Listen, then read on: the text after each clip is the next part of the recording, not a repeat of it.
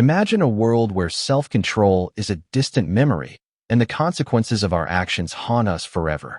A world where the lines between right and wrong are blurred, and the only constant is the downward spiral of destruction. This is the realm of the 10 deadly sins, a catalog of vices that have captivated humanity for centuries. In the ancient book of Revelations, we find the 10 deadly sins listed as a warning to us all: pride, envy, wrath, gluttony, lust, greed, sloth, heresy, and blasphemy. These sins are not just mere transgressions, but rather a path to spiritual and emotional ruin. They are the enemies of our soul, and if we're not careful, they can consume us whole. Let's start with the first deadly sin, pride. Pride is the monster that swells our ego, making us believe we're above the law. It's the voice that tells us we're invincible and that we don't need anyone else. But as the book of Proverbs warns, pride goes before destruction, and a haughty spirit before a fall. Proverbs 16 verse 18. The story of King Nebuchadnezzar is a classic example of the devastating consequences of pride. He was a powerful king, but his arrogance led him to his downfall. But pride is not just a distant memory. It's a living, breathing force that can consume us at any moment. It's the voice that whispers, "You're better than everyone else," or "You deserve only the best." It's the desire for recognition, for validation, for the next big thrill. But pride is a lie, a mask that hides our true selves. And if we're not careful, it can lead us down a path of destruction, away from the love and acceptance of God. So, what's the second deadly sin? Envy. Envy is the green-eyed monster that gnaws at our souls, telling us we'll never be good enough.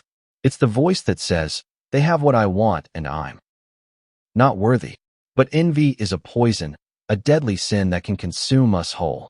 It's the story of Cain and Abel, where envy turned to anger and ultimately to murder. Envy is a silent killer, a thief that steals our joy and our happiness. The third deadly sin is wrath, a fire that burns within us, fueled by anger, resentment, and hostility. Wrath is a destructive force that can consume us all, leaving nothing but ashes and ruin in its wake. The story of Jonah is a classic example of the devastating consequences of wrath. He was called to preach to the people of Nineveh, but his anger and resentment got the best of him, and his message was laced with threats and condemnations. And then there's gluttony, the sin of excess, where we indulge in the pleasures of life, but forget the consequences. Gluttony is a self-centered sin, where we prioritize our desires over the needs of others. King Belshazzar was a king who was consumed by his love of food and drink, and his gluttony led to his downfall. Lust is the next deadly sin, a desire that burns within us, fueled by our passions and our desires. Lust is a sin that can consume us, leaving us broken and shattered. The story of David and Bathsheba is a classic example of the devastating consequences of lust.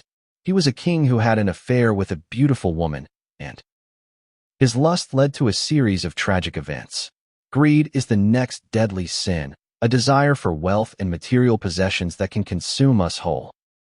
Greed is a poison that corrupts us, making us believe that possessions are more important than relationships, more important than our faith. The story of the rich young ruler is a classic example of the devastating consequences of greed. He was a wealthy and influential man who came to Jesus with a question about eternal life, but his greed and attachment to his wealth ultimately led to his spiritual demise. Sloth is the next deadly sin, a lack of motivation and a tendency to avoid responsibility. Sloth is a sin that can consume us, leaving us stagnant and unmotivated. The story of Noah is a classic example of the devastating consequences of sloth. He was a righteous man who was called by God to build an ark, but his sloth and lack of motivation nearly led to his failure. Heresy is the next deadly sin, a denial of the fundamentals of Christian doctrine. Heresy is a poison that corrupts us, making us believe that we're right and everyone else is wrong.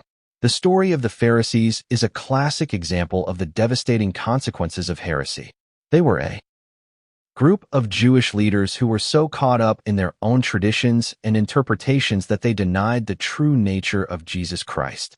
Blasphemy is the final deadly sin, a denial of the existence or power of God. Blasphemy is a poison that corrupts us, making us believe that we're in control and God is irrelevant. The story of the demons is a classic example of the devastating consequences of blasphemy. They were a group of evil spirits who were so caught up in their own rebellion against God that they denied his existence and power. And so, what can we learn from the 10 deadly sins? Firstly, we must recognize the presence of these sins in our lives and take steps to avoid their negative consequences. Secondly, we must prioritize our relationship with God and seek to grow in our faith and understanding of his word. Finally, we must strive to live a life of love, compassion, and service to others, as these are the qualities that truly distinguish us as Christians. So, let's take a moment to reflect on our own lives. Are we living in the shadow of one of these deadly sins? Are we struggling with pride, envy, wrath, gluttony, lust, greed, sloth, heresy, or blasphemy? If so, it's time to take action, to seek help, and to turn our lives around. Remember, the 10 deadly sins are not just mere transgressions, but rather a path to spiritual and emotional ruin. They are the enemies of our soul, and if we're not careful, they can consume us whole. Asterisk, response via backup AI model due to high demand, asterisk.